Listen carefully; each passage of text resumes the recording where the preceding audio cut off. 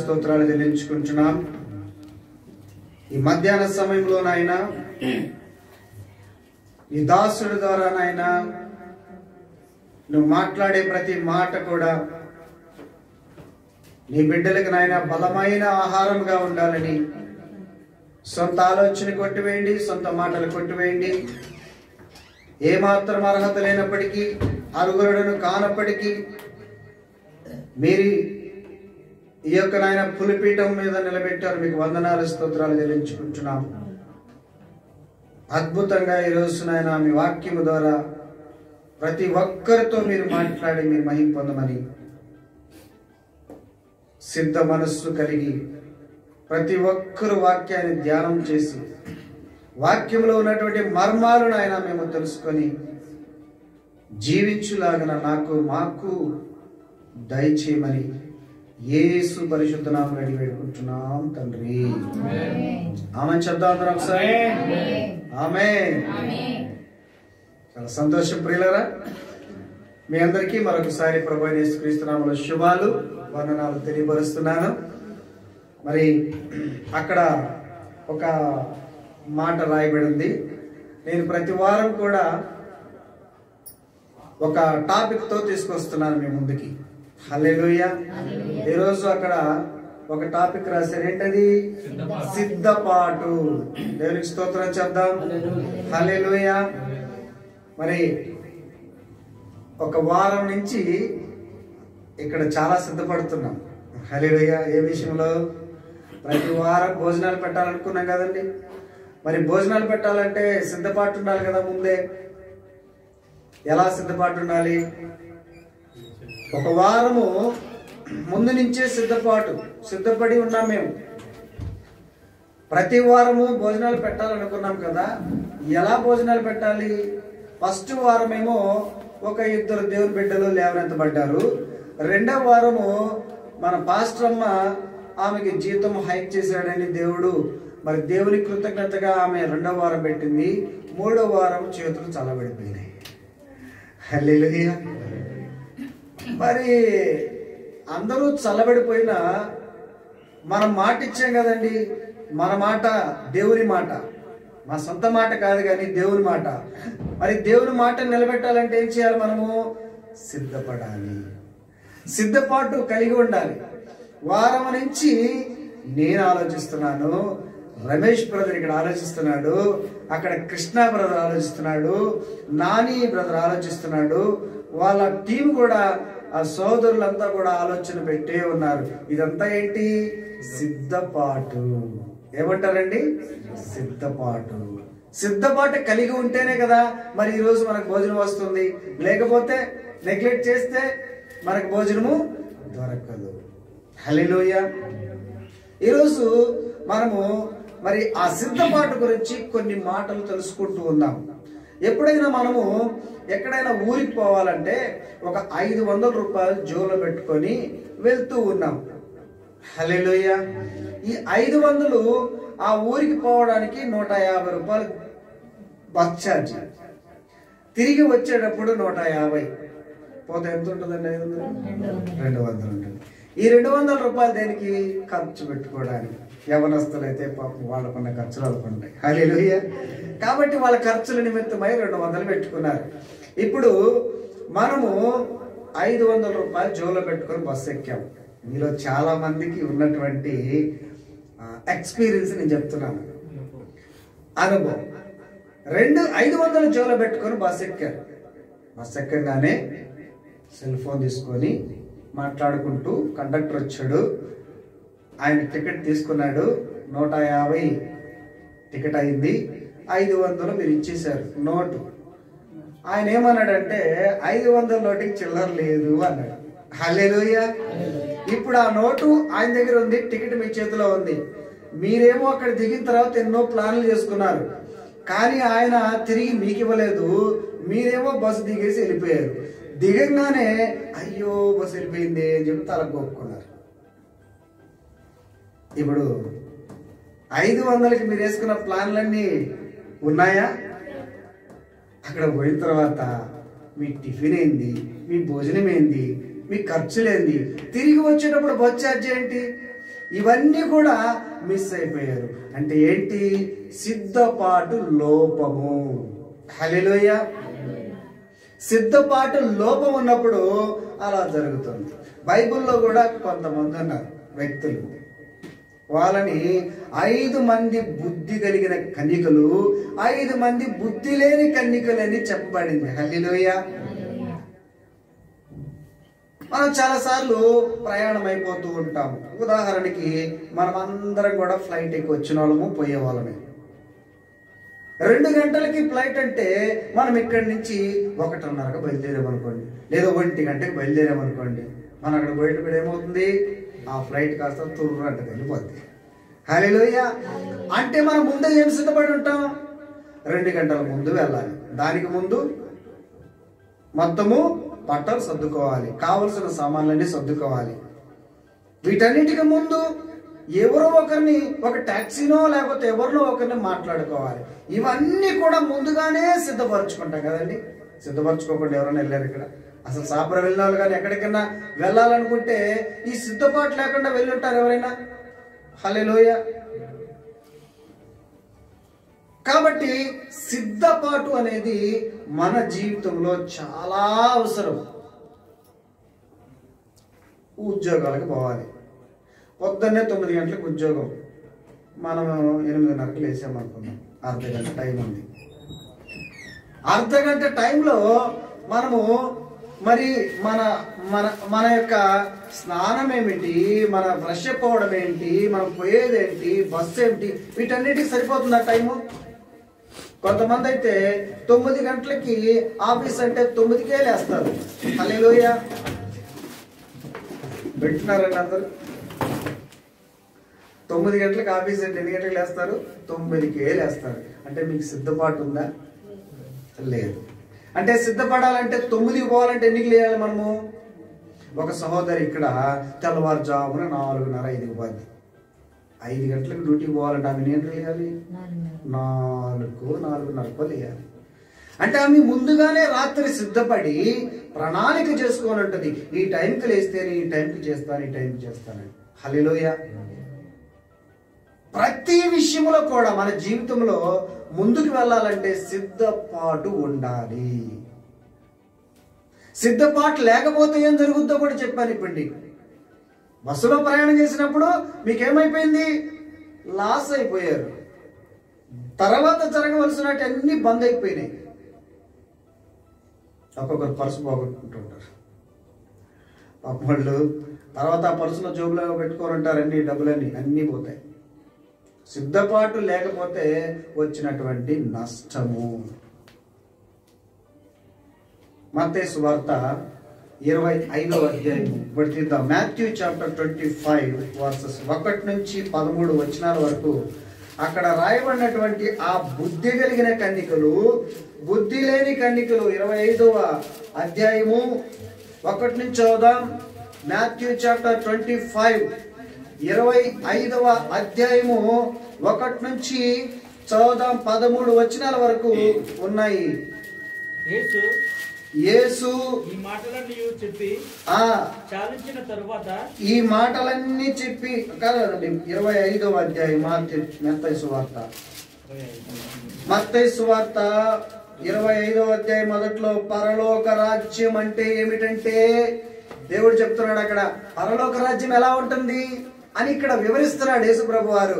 నీకు నాకు ఏమని వివరిస్తున్నారు చూద్దాం. అక్కడ పరలోక రాజ్యము తమ దివిటీలు పట్టుకొని పెండ్లి కుమారుని ఎదుర్కొనుటకు బయలుదేరిన 10 మంది కన్యకలను పోలి ఉన్నది. పోలిక చేస్తున్నాడు. 10 మంది కన్యకలను పోల్చుకుంటున్నాడు దేవుడు. పరలోక రాజ్యం అంటే ఎలా ఉంటదంటే 10 మంది కన్యకలను పోలి ఉన్నది. అక్కడ మళ్ళీ చెప్తున్నాడు చూడండి. వీరిలో 5 బుద్ధి లేని కన్యకలు, 5 బుద్ధి గలవారు, 5 మంది బుద్ధి కలిగిన వారు. బుద్ధి లేని వారు తమ దివిటీలు పట్టుకొని తమతో కూడా నూనె తీసుకొని పోలేదు. బుద్ధి లేని వాళ్ళు బుద్ధి లేని వాళ్ళు సిద్ధపాటు లేదు వాళ్ళకి. బుద్ధి కలిగిన వాళ్ళు ముందే జాగ్రత్త పడి, వర్షం వస్తుందండి, వర్షం వస్తా ఉంది, మనం బయటకు వెళ్తున్నాం, ఏం చేస్తాం? ముందుగానే మనం సిద్ధపాటు, ఇంట్లోనే ఒక రెయిన్ కోట్ వేసుకుంటాం, ఒక గొడుగు ఏదైనా పెట్టుకుంటాము, వెళ్ళిపోతాం. బుద్ధి కలిగినటువంటి స్త్రీ పురుషులు, బుద్ధి లేని వాళ్ళు ఏమవుతారని బయటకు వెళ్ళిపోతారు, తడుస్తారు, జలుబు వస్తుంది, జ్వరం వస్తుంది, అన్ని నష్టాలు. అంటే బుద్ధి కలిగిన వాళ్ళు ఏం చేస్తారంటే ముందుగానే సిద్ధపాటు కలిగి ఉంటారు. ఇక్కడ బుద్ధి లేని కనికలు ఏం చేశారంటే బుడ్డిలో నూనె తీసుకెళ్ళలేదు వాళ్ళు. హల్లెలూయా. ఆ నూనె తీసుకెళ్లకుండానే ఏమవుద్దలే అనేసి వెళ్ళిపోయారు. బుద్ధి కలిగినటువంటి ఆ 5 మంది కన్నికలు ఏం చేశారంటే వాళ్ళతో పాటు ఒక బుడ్డిలో నూనె కూడా తీసుకెళ్లారు. కొంత దూరం వెళ్ళిపోయారు. వెళ్ళిపోయిన తర్వాత ఆ పెళ్లి కొడుకు వచ్చే టైము ఆలస్యం అయిపోయింది. హల్లెలూయా. అర్థమవుతుంది కదండి? పెళ్లి కొడుకు వచ్చే సమయం ఆలస్యం అయ్యేటప్పటికి గుర్రంటే గురక పెట్టిన ఎదురుపోయారు. హల్లెలూయా. ఎవరు? 10 మంది. 10 మంది కూడా గురక పెట్టి నిద్రపోయారు. పెళ్లి కొడుకు ఎట్లొస్తున్నాడు? మేఘాల మీద, గుర్రాల మీద టక్ టక్ టక్ టక్ వస్తాడు ఆయన. శబ్దం విన్నారు. వెంటనే ఉలిక్కి లేసేసారు. మొత్తం 10 మంది లేసారు. లేగానే ఒక శబ్దం వస్తుంది. పెళ్లి కుమారుడు వస్తా ఉన్నాడు. అయ్యో, పెళ్లి కుమారుడు వస్తున్నాడే, దివిటీలన్నీ ఆగిపోయినాయి అని చెప్పి వెంటనే వీళ్ళు ఆ దివిట్లు వెలిగించుకున్నారు. ఈ బుద్ధి కలిగిన కన్నికలు దివిట్లు వెలిగిగానే ఆరిపోతే వీళ్ళ బుడ్డిలో నూనె ఉంది కాబట్టి మళ్ళీ పోసుకొని దివిట్లు వెలిగించుకున్నారు. ఈ బుద్ధి లేని కన్నికలు ఏం చేశారు? వాళ్ళ బుడ్డిలో నూనె లేదు కదా, తెచ్చుకోలేదు కదా, వాళ్ళు ఆరిపోయి అప్పుడు అంటున్నారు, అక్క కొంచెం ఇస్తావా నూనె, అన్నా కొంచెం నూనె ఇస్తావా అని అడుగుతున్నారు. మాకు కొంతమందికి అలవాటు ఉంటాయి కదండి, పక్కన వాళ్ళని కొంచెం నూనె ఇస్తావా, కొంచెం జీలకర్ర ఇస్తావమ్మా, కొంచెం ఉప్పు ఇస్తావా, కొంచెం పప్పు ఉంటే పెడతావా, మళ్ళీ ఇస్తానంటదామె. ఆ టైప్ వీళ్ళు బుద్ధి లేని కన్నికలు. వీళ్ళు అది అడగంగానే వెంటనే వీళ్ళు అంటున్నారు, వాళ్ళు చాలా సమాధానం ఎట్లా చెప్పారంటే బుద్ధి కలిగిన వాళ్ళు కదండి, బుద్ధి కలిగి సమాధానం చెప్పారు. ఎలా చెప్పుంటారు? బుద్ధి లేని వాళ్ళు అయితే ఏం చెప్తారు? ముందుగానే పోమ్మా, మాకే చాలదు, మాకే సరిపోదు, మీకేమి ఇస్తాము అని అంటారు. కానీ బుద్ధి కలిగిన కన్నికలు కాబట్టి ముందుగానే దేవుడు ఇక్కడ రాయించాడు. బుద్ధి కలిగిన కన్నికలు ఏం సమాధానం ఇచ్చారు తెలుసా? ఒకవేళ మీకు ఇస్తే, మీకు నేను ఇచ్చాను అనుకో, మాకు సరిపోదు, మీకు సరిపోదు, కాబట్టి ఇద్దరం ఇబ్బంది పడతాం. ఏం చేయాలంటే మీరు పోయి ఆ అంగడి ఉంది, ఏదైతే అంగడి ఉంటుంది కదా, ఆ కొట్టు ఉంటుంది కదా, ఆ కొట్టు దగ్గరికి వెళ్ళి కొనుక్కొని రండి అని చెప్పేసి సలహా ఇచ్చారు. ఈ 5 మంది పరుగున అక్కడికి వెళ్ళిపోయారు. హల్లెలూయా. ప్రియులారా, జాగ్రత్తగా గమనించండి వాక్యాన్ని. వీళ్ళు పోయి కొనుక్కోవడానికి వెళ్ళిన వెంటనే ప్రభు వచ్చేసాడు. దేవునికి స్తోత్రం. హల్లెలూయా. ప్రభు వచ్చేసాడు. ప్రభు రాగానే వీళ్ళు ఏం చేస్తారంటే బుద్ధి కలిగిన కన్నికలు ఆల్రెడీ బుడ్డిలో నూనె పెట్టుకొని దివిట్లు పట్టుకున్నారు కాబట్టి వీళ్ళు చూశారు ప్రభు రాగానే. వీరంతా కలిసి పెండ్లి విందుకు వెళ్ళిపోయారు. తిరిగి వాళ్ళు వచ్చారు 5 మంది. బుడ్డిలో నూనె నింపుకొని రెండోసారి వచ్చారు. అప్పటికి తలుపులు మూయబడ్డాయి. నా ప్రియ సహోదరి సహోదరుడా, ఆలోచన చేయండి. నీవు సిద్ధపాటు కలిగి ఉన్నావా?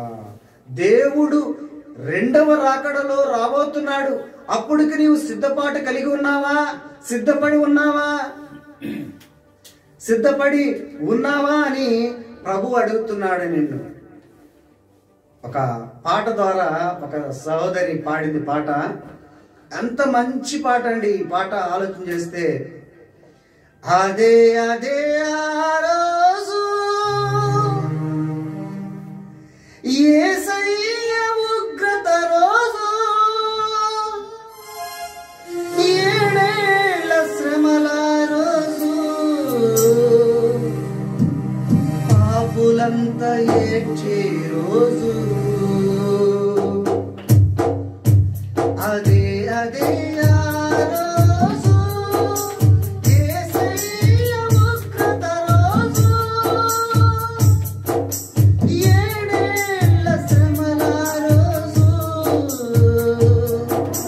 పాపులంతా చేర్చే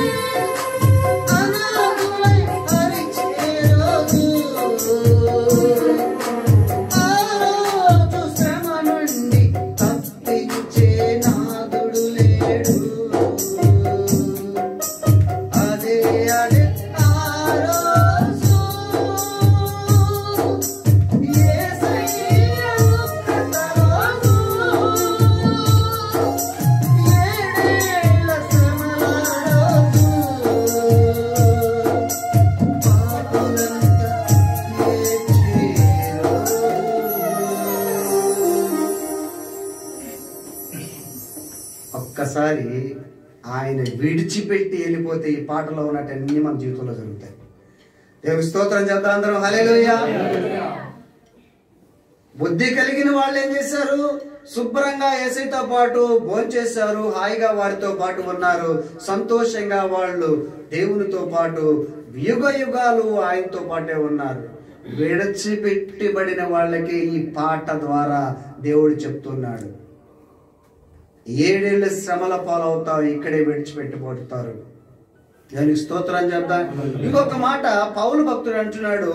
పౌలు భక్తుడు అన్న మాట మనం ఒకసారి చూద్దాం. 2వ కొరింథీయులకు రాసినటువంటి 2వ పత్రిక, కొరింథియన్స్ 2 కొరింథీ 11:2-3 వచనాలు చదువుకుందాం. 2 కొరింథీయులకు రాసినటువంటి పత్రిక పౌలు భక్తుడు రాశాడు. 2వ పత్రికలో 11వ అధ్యాయంలో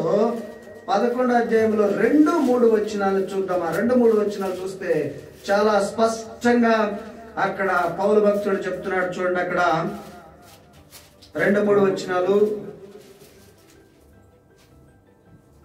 చదవండి. ఒకటి చదవాలమ్మా. దేవాసక్తితో మీ ఎడల ఆసక్తి కలిగి ఉన్నాను. ఎందుకనగా పవిత్రురాలైన కన్యకలుగా ఒకడే పురుషునికి అనగా క్రీస్తుకు సమర్పింపవలెనని మిమ్మును ప్రదానము చేసి తిని. సర్పము తన కుయుక్తి చేత హవ్వను మోసపరిచినట్లు మీ మనస్సులను చెరుపబడి క్రీస్తు ఎడలనున్న సరళత నుండి పవిత్రత నుండి ఎట్లైనను తొలగిపోవునేమో అని భయపడుడి. దేవుని స్తోత్రం చెప్తాం. పౌలు భక్తుడు ఇక్కడ ఒక మంచి మాట రాస్తున్నాడండి. ఇప్పుడు మన సంఘం కదండి, సంఘం. హల్లెలూయా. సంఘం అంటే ఏంటండి? ఇందాక బుద్ధి లేని కన్యకులు 5 మంది, బుద్ధి కలిగిన కన్యకులు 5 మంది ఉన్నారు. ఎవరి కోసం ఎదురు చూశారు వాళ్ళు? పెండ్లి కుమారుడు కోసం ఎదురు చూసేవాళ్ళు. హల్లెలూయా. పెండ్లి కుమారుడు కోసం ఎదురు చూశారు. సంఘం ఎవరు? హల్లెలూయా. సంఘం ఎవరు? వధువు. ఈ వధువు పెండ్లి కుమారుడు కోసం ఎదురు చూస్తూ ఉండాలి. అక్కడ బుద్ధి లేని కన్యకులు, బుద్ధి కలిగిన కన్యకులని దేవుడు ఒక ఉదాహరణగా తీసుకున్నాడు. వారే ఇక్కడ ఉన్నారు కొంతమంది బుద్ధి లేని వాళ్ళు, బుద్ధి కలిగిన వాళ్ళు. దేవునికి స్తోత్రం చేద్దాం. సంఘమే, సంఘం గురించి దేవుడు మాట్లాడుతూ ఉన్నాడు. అక్కడ పౌలు భక్తుడు మాట్లాడుతున్నాడు సంఘం గురించి. సంఘమైనటువంటి మనము, ఇందులో కొంతమంది బుద్ధి కలిగిన వాళ్ళు ఉన్నారు, బుద్ధి లేని వాళ్ళు కూడా ఉంటున్నారు. బుద్ధి లేని వాళ్ళు, బుద్ధి కలిగిన వాళ్ళు, వీరంతా కూడా దేవుని యొక్క ఆ వరుడు కోసం ఎదురు చూస్తూ ఉన్నాడు. హల్లెలూయా. ఎవరైనా పెళ్లి చేసుకోవాలనుకుంటారనుకున్నాం, పెళ్లి చేసుకోవాలనుకో కుర్రాళ్ళు ఉంటారు కదండి, యవనస్తులు. యవన కాలంలో పెళ్లి చేసుకోవాలనుకుంటారు. వాళ్ళ ఊహలు చాలా ఉంటాయి కదండి. హల్లెలూయా. వాళ్ళ ఊహలు చాలా ఉంటాయి. ఎలా ఉంటాయి? అందమైన అమ్మాయి కావాలి, ఆస్తి కలిగిన అమ్మాయి కావాలి, చాలా మంచి అమ్మాయి కావాలి, వాళ్ళకి బ్యాక్గ్రౌండ్ ఉండాలి, బాగా చదువుకొని ఉండాలి, కనీసము బీటెక్ అయినా చదువుకొని ఉండాలి, అంటే డిగ్రీ లెవెల్లో చదువుకొని ఉండాలి. ఇంకా ఏముంటాయండి, ఎవరసం చెప్పాలి. కొన్ని కోరికలు ఉంటాయి, ఇంకా రకరకాలైనటువంటి కోరికలు ఉంటాయి. ఇవన్నీ ఉన్నాయండి. ఆ అమ్మాయికి అన్నీ ఉన్నాయి. దేవునికి స్తోత్రం, కోరుకున్నట్టన్నీ ఉన్నాయి. కానీ ఆ అమ్మాయి వీధి సందుల్లో తిరుగుతుంది. హల్లెలూయా. ఆ వీధి సందుల్లో తిరుగుతుందే. మరి ఇది ఈ క్వాలిటీస్ అన్ని ఉన్నాయి, సంతోషమే. ఆ వీధి సందుల్లో తిరిగే పరిస్థితి ఏంటి? దాని గురించి మనం ఆలోచించాలి. ఒకవేళ ఈయనకి తెలిసింది అనుకోండి, ఆ పెళ్లి చేసుకోవాలనుకున్నాడు, చేసుకుంటారా? ఎవరైనా యవనస్తులు నేను ఆదర్శ పురుషుడిగా ఉండాలనుకుంటున్నాను కాబట్టి అలాంటి అమ్మాయిని నేను చేసుకుంటాను అని ఎవరైనా ముందుకు వస్తారండి? తెలిసి వస్తారా? ఖచ్చితంగా రారు. ఫస్ట్ ఏంటంటే మేము లేదు అని చెప్పేస్తారు ఫస్ట్. ఇంకా కొంతమంది ఉంటారు, ఇవన్నీ బాగానే ఉండే కానీ అప్పుడప్పుడు మా వాడు సిగరెట్ తాగుతాడండి, అంతే, ఇంకే లోపం లేదు అతనికి. ఓనేలే సిగరెట్టే కదా అని ఒకవేళ ఆ అమ్మాయి ఒప్పుకున్నా ఇంకొకసారి ఆయన ఆ సిగరెట్ కూడా అప్పుడప్పుడు తీసుకున్నప్పుడే తీసుకుంటాడండి, లేకపోతే తీసుకోడండి ఆయన. ఇప్పుడు ఈ పెళ్లి కూతురు చేసుకుంటదంటారా? ఆ 2 తర్వాత ఇంకొక 3, 4 ఉండొచ్చేమో, ఎవరో తెలుసు. హల్లెలూయా. ఈ లోకంలో ఉన్నటువంటి మనమే ఇన్ని ఆలోచనలు కలిగి ఇంత పరీక్షించి మనము పెళ్లి చేసుకుంటున్నాం కదండి. హల్లెలూయా. వధువు సంఘం ఇది. ఇప్పుడు మనం ఎలా ఉండాలి? వధువు సంఘం అంటే ఈ సంఘం ఎలా ఉండాలి? వధువు సంఘం అంటే ఎలా ఉండాలి? పవిత్రత కలిగి ఉండాలి. ఇందాక మనం కీర్తనకారుడు 62లో ఆయన ఏం చెప్పాడు చివరిలో? వాని వాని క్రియలను బట్టి నేను వారికి ఫలమిచ్చిదను, ప్రతిఫలమిచ్చిదను అని దేవుడు చెప్పినట్లుగా ఇప్పుడు వాని వాని క్రియలు అంటే ఆయా ప్రాంతాల్లో ఉన్నటువంటి ఆ చర్చిల్ని ఆధారం చేసుకొని దేవుడు ఫలమిస్తాడు. నా సంఘం అండి ఇది, మా సంఘం ఇది కాదండి, ఇంకొక సంఘం ఉంది, మా తల్లి సంఘం ఉందండి, మా పిల్ల సంఘం ఉందండి, నువ్వు ఆ సంఘం ఈ సంఘం ఈ సంఘం అని పేర్లు చెప్తావు కానీ చివరికి దేవుని దగ్గరికి పోయేది సార్వత్రిక సంఘము. దేవుని స్తోత్రం చెప్తాం గట్టిగా. హల్లెలూయా. సార్వత్రిక సంఘం అంటే ఏంటండి?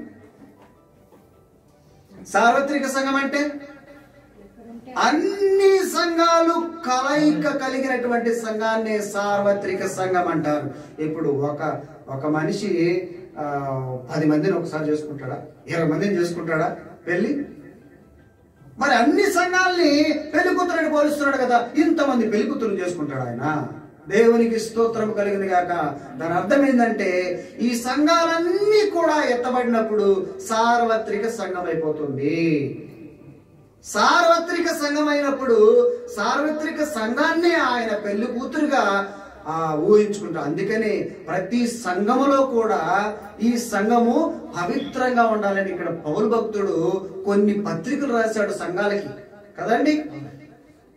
ఎఫెసీయులకు రాసినటువంటి పత్రిక, గలతీయులకు రాసినటువంటి పత్రిక, కొలస్సీలకు రాసినటువంటి పత్రిక, ఇలాగ పత్రికలు రాశాడు కదండి.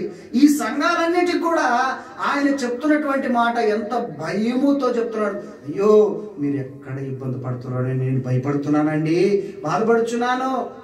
ఒకే ఒక్కడైనటువంటి పురుషుడు క్రీస్తుకి మిమ్మల్ని అప్పచెప్పాలని నేను ఆశపడుతున్నాను. అయితే మీరు ఎలా ఉండాలి? ఎలా ఉండాలి? నేను పరిశుద్ధుడను కాబట్టి మీరు పరిశుద్ధులుగా ఉండాలి. సిద్ధపాటు అంటే ఏంటండి? సిద్ధపాటు. పెళ్లి కూతురు ఉంది, పెళ్లి కూతురు ఎలా సిద్ధపడుతుంది? 2-3 రోజుల నుంచే మేకప్ వాళ్ళని పిలిచి, లేకపోతే వీళ్ళే మేకప్ స్థలానికి వెళ్ళి ఆమంతా మేకప్లు కొట్టుకొని అంతా పెళ్లి కూతురు సిద్ధపడుతూ ఉంటది. హల్లెలూయా.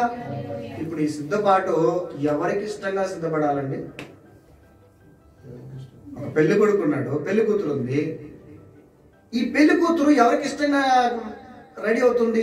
పెళ్లి కొడుకు ఎవరికి ఇష్టంగా రెడీ అవుతారు? అక్కడ ఎర్రగా తెల్లగా పచ్చగా చీరలు కట్టుకొని వస్తారే, వాళ్ళు మెచ్చాలని కొంతమంది ఉంటారు. హల్లెలూయా. ఆ పక్కన వచ్చే వాళ్ళు మెచ్చాలి ఇవని. ఆ చీర చూసి, ఏమక్క ఈ చీర ఎక్కడ కొన్నావు, ఈ చీర ఖరీదెంత అని పక్కా అడగాల. అందుకు వేసుకొని వస్తుంది దీన్ని. హల్లెలూయా. ఇంకొక ఆయన మంచి సూట్ కొనుక్కొని వస్తాడు, 7 దాకా బాగా హోందా కట్టుకొని వస్తాడు. ఇప్పుడు ఆయన అడగాల, సార్ ఈ సూట్ ఎక్కడ కొన్నారు, దీని ఖరీదెంత? తక్కువేలే, తక్కువ ఖరీదు 1 లక్ష రూపాయలు ఉంటుంది అంతే అంటాడు. అది కావాలి ఆయనకి. అంటే పక్క వాళ్ళు ఎవరో మెచ్చుకోవాలని ఈయన డ్రెస్సులు కొంటాడు, మేకప్లు వేసుకుంటాడు. ఈయన ఆమె కూడా అంతే, ఎవరో మెచ్చుకోవాలని ఆమె డ్రెస్సులు కొంటది, మేకప్లు కొంటది, అన్ని సిద్ధపాటు అవుతుంది. అయితే పెళ్లి కూతురు ఎవరికి ఇష్టంగా ఉండాలి? దేనికి స్తోత్రం చేద్దాం, హల్లెలూయా. పెళ్లి కుమారుడికి. ఎవరు మరి మన పెళ్లి కుమారుడు? హల్లెలూయా. పెళ్లి కుమారుడు ఎవరు? మన ప్రభు అయిన యేసుక్రీస్తు వారు పెళ్లి కుమారుడు. కాబట్టి ఆయనకి ఇష్టమైనటువంటి డ్రెస్సు వేసుకోవాలి, ఆయనకి ఇష్టమైన విధంగా నువ్వు మేకప్ వేసుకోవాలి, ఆయనకి నచ్చే విధంగా నీవు నడవడిక ఉండాలి, నీ క్రియలు ఉండాలి. అన్ని కూడా ఎవరికి ఇష్టంగా ఉండాలి? మన ప్రభు అయిన యేసుక్రీస్తుకి, వరుడికి. హల్లెలూయా చెప్తా అందరూ ఒకసారి, హల్లెలూయా. ఎవరికి నచ్చే విధంగా ఉండాలండి? నువ్వు వరుడికి నచ్చే విధంగా పెళ్లి కుమార్తె ఉండాలి. ఈరోజు మనం సిద్ధపాటు అనే ఒక టాపిక్ మీద వెళ్తున్నాం కదండి. సంఘమంతా కూడా సిద్ధపడాలి ఆ విధంగా. రేపటి రోజున ఎత్తబడే సంఘములో మన సంఘం ఉందా? హల్లెలూయా. మనందరం ప్రశ్న చేసుకోవాలి. సంఘం అనగానే అందరూ పాస్టర్ పరిశుద్ధంగా ఉంటే చాలు, పాస్టర్ మోసం చేయకుండా ఉంటే చాలు, పాస్టర్ ఇంకో కాము పెట్టుకోకుండా ఉంటే చాలు, పాస్టర్ తాగకుండా ఉంటే చాలు, పాస్టర్ సిగరెట్ చేయకుండా ఉంటే చాలు. ఇవన్నీ కూడా పాస్టర్ ఉంటే చాలు, సంఘం అభివృద్ధి, సంఘం సూపర్, సంఘం ఎత్తబడుతుంది. సంఘం అంటే ఎవరండి? పాస్టరా? సంఘం అంటే పాస్టరా? సంఘం అంటే సేవకుడా? నో, సంఘం అంటే సేవకుడు కాదండి. సంఘం అంటే మీరు. హల్లెలూయా, హల్లెలూయా. సంఘం అంటే ఎవరు? మనము. నాతో పాటు అందరం కలిసి ఇక్కడ ఉన్న వాళ్ళంతా కూడా సంఘము అంటాం. ఇప్పుడు యేసు ప్రభు ఏం కోరుకుంటున్నాడంటే, మనమైతే ఈ లోకంలో ఏం కోరుకుంటున్నామో, ఒక అమ్మాయిని పెళ్లి చేసుకోవాలంటే, ఒక అబ్బాయిని పెళ్లి చేసుకోవాలంటే మనం ఎలాంటి ఆమెకి క్వాలిఫికేషన్స్ ఉండాలో, అర్హతలు ఉండాలో, ఆయనకి ఎలాంటి అర్హతలు ఉండాలో మనం ఎలా కోరుకుంటామో దేవుడు కూడా అలాగే కోరుకుంటున్నాడు నిన్ను నన్ను బట్టి. దేవునికి స్తోత్రం చెప్తాం, హల్లెలూయా. గట్టిగా చప్పట్లు కొట్టి యేసే నామాన్ని మహిమపడతాం, హల్లెలూయా. పవిత్రత కాపాడుకోవాలి మనము, హల్లెలూయా. ఎత్తబడే సంఘములో మనం ఉండాలంటే ఏం చేయాలంటే, మనము లోకములో ఆలోచించినట్లుగానే మన కుమార్తె ఉందండి, పెళ్లి చేయాలంటాం. ఆ అబ్బాయికి వెనకాల ఒక 7 తరాలు చూడు, ఈ పక్క ఒక 6 తరాలు చూడు. హల్లెలూయా. ఎందుకండి? నా కూతురు సుఖంగా ఉండాలి, నా కొడుకు సుఖంగా ఉండాలి, సంతోషంగా ఉండాలి. ఒకవేళ వాళ్ళ తరంలో ఎవరైనా కూడా ఏదైనా దొంగలో, వ్యభిచారులో, లేదా ఇంకొకటి ఉంటే, అమ్మో నా పిల్లడు ఇవ్వనమ్మా, నా కుమార్తెని ఇవ్వను అంటాం కదండి. మరి ఇక్కడికి వచ్చినప్పుడు యేసు ప్రభు ఇంత పరిశుద్ధంగా ఆయనేమో ఆలోచించడం వల్ల నిన్ను ఎన్నిసార్లు కింద పడినా తిరిగి లేమంటున్నాడు ఆయన. దేవునికి స్తోత్రం చేద్దాం, హల్లెలూయా. చాలా మందికి ఇప్పుడు వెంటనే ప్రశ్న లోపల కొట్టుకుంటా ఉంటది, ఇప్పుడు వరకు నేను చేసిన అన్ని ఏదో పనులేనే, అన్ని ఏదో చేశానే, నన్ను కూడా దేవుడు మరి ఆకర్షిస్తాడా? నన్ను కూడా ఆయన ఇష్టపడతాడా? హల్లెలూయా. మరి సార్వత్రిక సంఘం అంటే ఎలా అవుతుంది? మనం ఒక్క సంఘంలోనైనా ఎలా ఉండేది? ఆలోచన చేయండి. కొన్ని సంఘాల్లో అయితే నేను చెప్పిన క్వాలిటీస్ అన్ని పాస్టర్లకే ఉన్నాయి. హల్లెలూయా. పాస్టర్లకే ఉన్నాయి. పక్కన విశ్వాసులు పక్కన పెట్టండి, పాస్టర్లకే కొన్ని ఇక్కడ బాగా బోధిస్తాడు బ్రహ్మాండంగా, పరిశుద్ధాత్మ దేవా అంటాడు. బయటికి పోయిన తర్వాత ఒక సాటుగా కొన్ని పనులు చేసుకొని వచ్చేస్తాడు. కొన్ని ఉన్నాయి సంఘాల్లో. నేను అన్ని సంఘాల గురించి మాట్లాడను, కొన్ని సంఘాలు ఎక్కడో ఉన్నటువంటి చెత్త గురించి మాట్లాడుతున్నాను. హల్లెలూయా. అయితే వాటిని భరించట్లేదండి, దేవుడు భరిస్తున్నాడు కదా. ఆ సంఘాలను కూడా దేవుడు భరిస్తా ఉన్నాడు. ఆ సంఘాల గురించి కూడా ఆయన ఆలోచన చేస్తున్నాడు. హల్లెలూయా, హల్లెలూయా. ఆ సంఘాలను కూడా ఆయన దృష్టిలో పెట్టుకొని ఆయన ఏం చేస్తున్నాడు? అన్ని సంఘాలు కూడా సార్వత్రిక సంఘము మొత్తం కలిపి ఆయన మార్చాలని ప్రయత్నం చేస్తున్నాడు. అందుకే ఆలస్యం. హల్లెలూయా. ఆయన రాకడికి ఆలస్యం ఎందుకండి? ఆలస్యం ఎందుకు అవుతుంది ఆయన రాకడికి? స్తోత్రం చేద్దాం అందరూ ఒకసారి. మనం ఆత్మీయత కాపాడుకోవాలంటే ఏం చేయాలి? సరే, ఇవన్నీ చెప్తారు మాస్టర్ గారు, చాలా కష్టమైనవి చెప్తారు. నా వల్ల అయితే కాదని చాలా మంది మీరు అనుకోవచ్చు. అయితే కష్టమైనదైనా కూడా ఇష్టంగా చేస్తే బాగా సులభంగా అయిపోతుంది, అంతే కదండి? హల్లెలూయా. ఇప్పుడు కొన్ని పెళ్ళిళ్ళు ఉంటాయి, వాళ్ళేమో పాపం తల్లిదండ్రులు ఏమో శుభ్రంగా అన్ని చూసి చేసి ఉంటారు. పెళ్లిపేట్ల కాడికి వెళ్ళిపోయేటప్పటికి పెళ్లి కూతురు కనపడదు. హల్లెలూయా.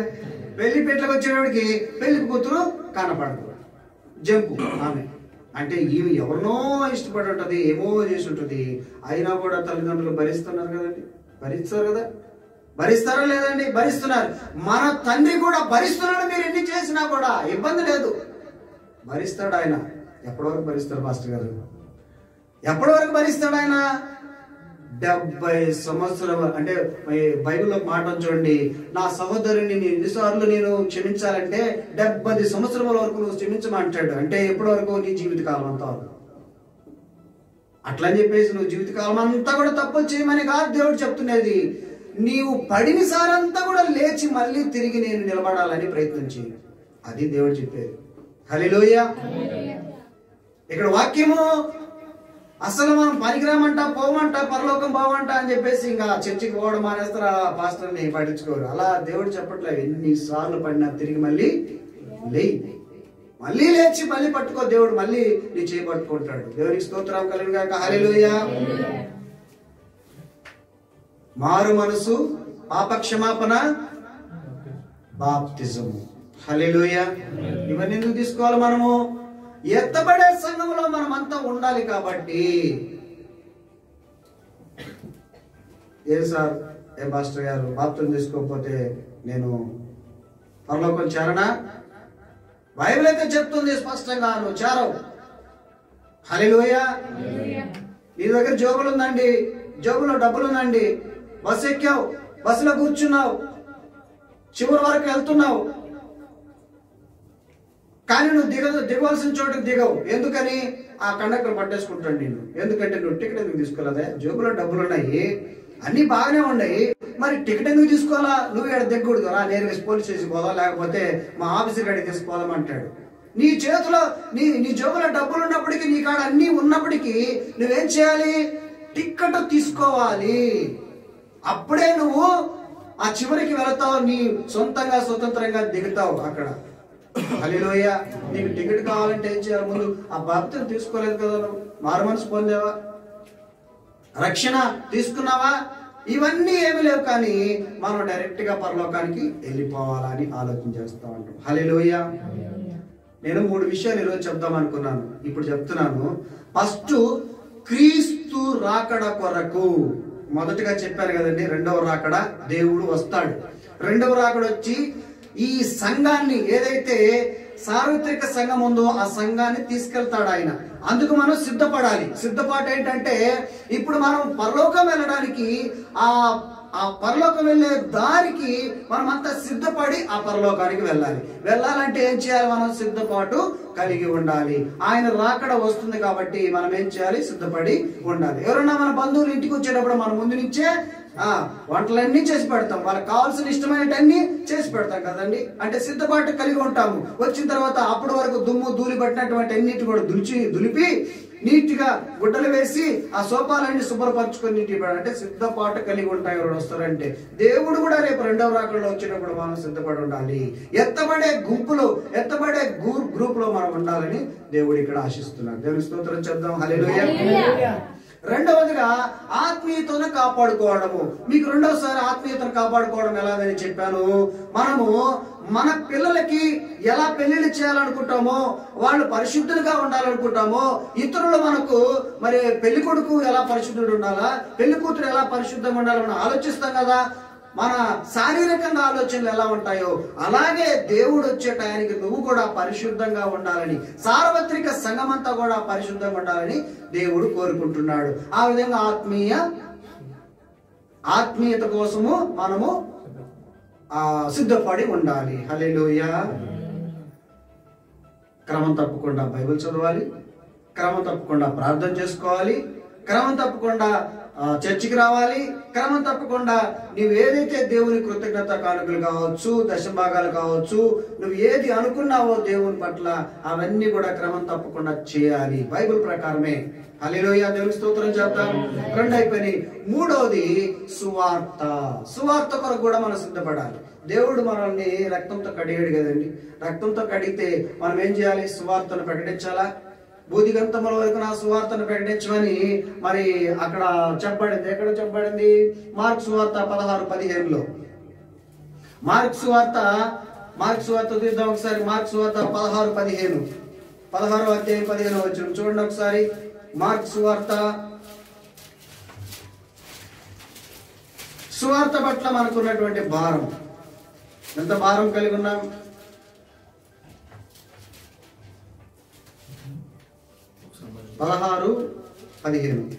మార్కు 16:15. మరియు మీరు సర్వలోకమునకు వెళ్ళి సర్వ సృష్టికి సువార్తను ప్రకటించుడి. నమ్మి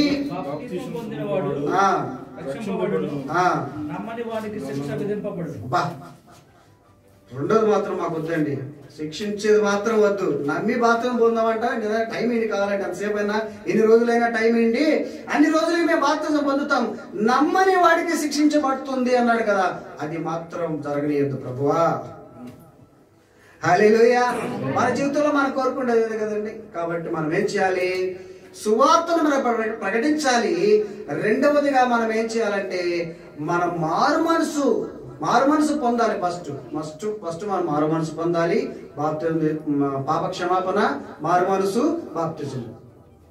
ఫస్ట్ పాప క్షమాపణ, తర్వాత మారు మనసు పొందాలి. అంటే అప్పటి వరకు ఉన్నటువంటి ఆ గుండె బండగా ఉంటుంది కదా, దాన్ని తీసేసి మాంసపు గుండెని వేసుకోవాలి. తర్వాత బాప్తిజం తీసుకోవాలి, సువార్త ప్రకటించాలి.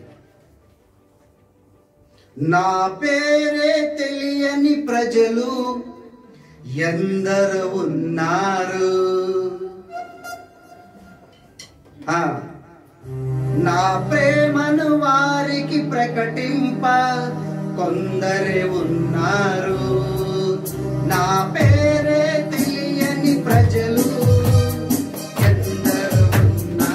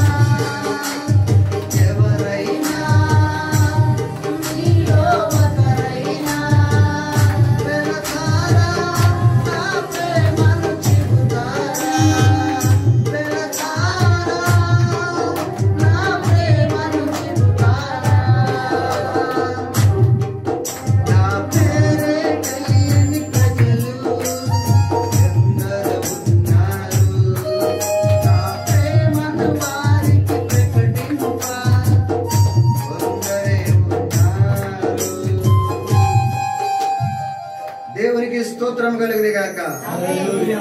సువార్త ప్రకటించడానికి బోల్డ్ ఉందండి. కోత విస్తారంగా ఉందంట. పని వాళ్ళు కొంచెమే ఉండాలి. ఎకరా పొలానికి ఇద్దరిని కోత చేయమంటే ఎన్ని రోజులు పడుతుందండి? ఎకరా పొలం ఉంది, ఇద్దరినే కోత పోయమంటారు. వాళ్ళు ఒక రోజు అంతా లేదా 2 రోజులు వస్తారు, 2-3 రోజులు పడవచ్చు, చెప్పలేము. హల్లెలూయా. కాబట్టి కోత విస్తారంగా ఉంది, పనివారు తక్కువే ఉన్నారు. దేవునికి స్తోత్రం చెప్తాం. సమయం అయిపోయింది.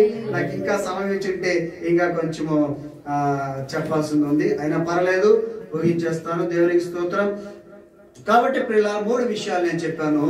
ఒకటి, క్రీస్తు రాకడ కోసము సిద్ధపడడం. గుర్తు పెట్టుకోండి అంతా కూడా. ఒకసారి గుర్తుందా? ఒకసారి అంతా నా సరి చూడండి. క్రీస్తు రాకడ కోసము సిద్ధపడడం. రెండవది, ఆత్మీయతను కాపాడుకోవడంలో మనము సిద్ధపాటు కలిగి ఉండడం. ఆత్మీయత అంటే మన ఆత్మ జీవితం, ఆత్మీయ జీవితం, శరీరమైన జీవితం కాదు కానీ ఆత్మ సంబంధమైనటువంటి జీవితం. మూడోది, నువ్వేం చేయాలి?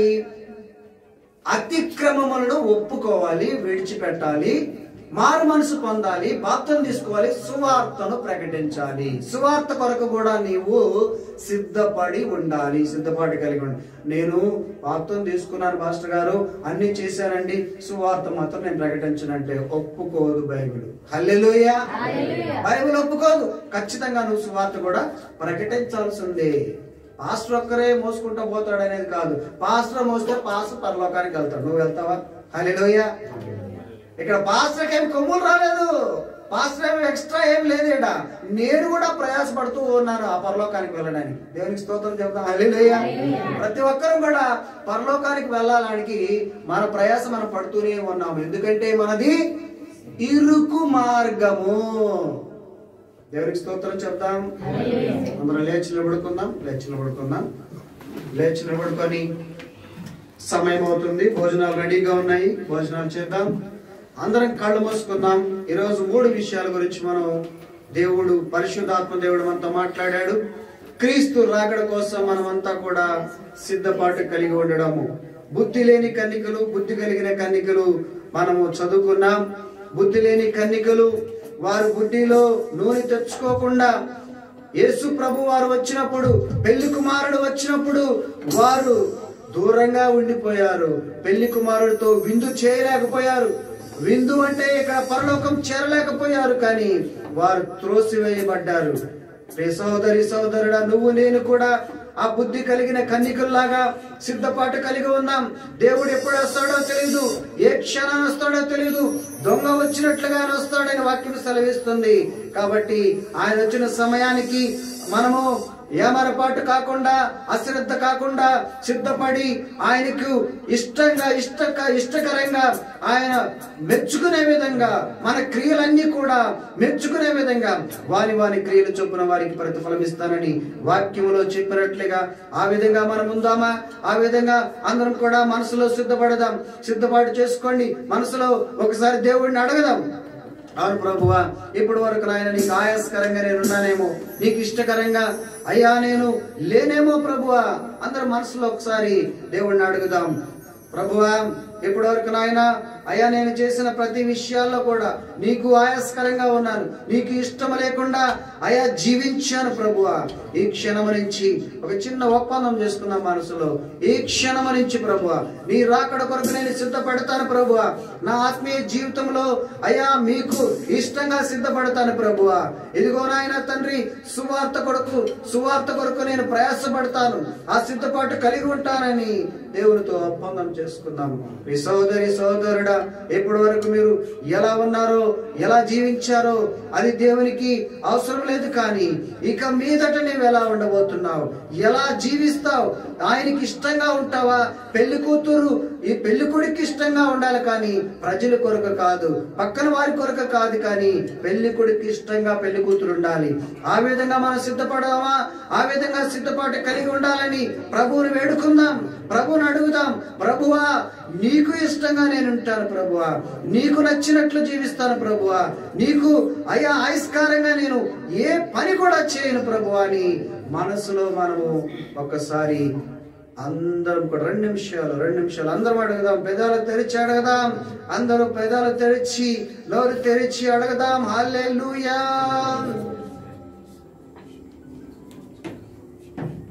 మీకు వందనాలు స్తోత్రాలు చెల్లించుకుంటున్నాను. కూడి వచ్చిన ప్రతి బిడ్డను నాయన జ్ఞాపకం చేసుకోండి. వారిలో ఉన్న ప్రతి ఆయాస్కరాన్ని తీసివేసి ప్రభువా రాతి గుండెని తీసి మాంసపు గుండెని వారికి దయచేయండి. హృదయం కదిలించబడాలి. మీ యొక్క మాంసపు గుండెని వారికి ఉంచండి. మీకు వందనాలు స్తోత్రాలు చెల్లించుకుంటూ యేసు అతి పరిశుద్ధ నామమున అడిగి వేడుకుంటున్నాం తండ్రి. ఆమేన్. ఆమేన్.